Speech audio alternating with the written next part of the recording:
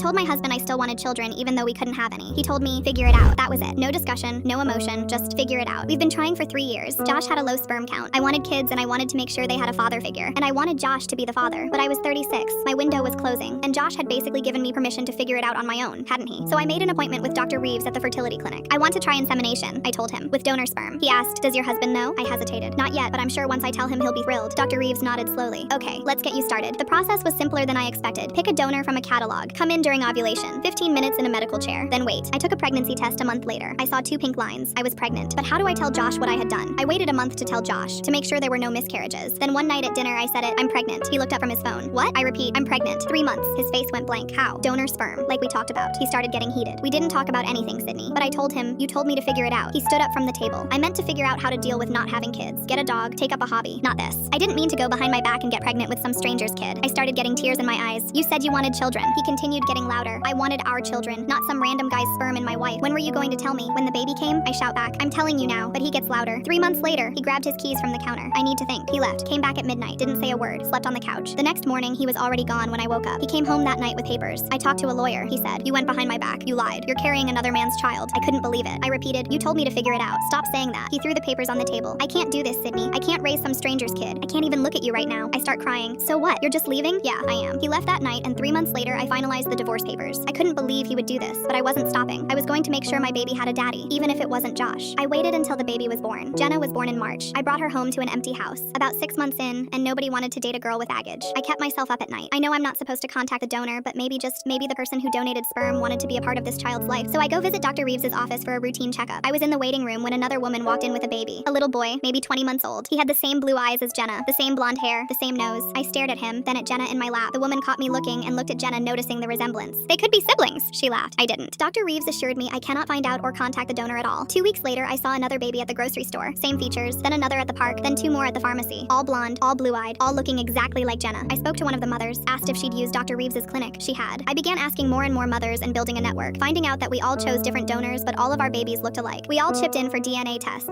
17 children all came back as being half-siblings with the same biological father. The story broke 6 months later. Dr. Reeves had been using his own sperm. 75 women, 75 children who looked just like him.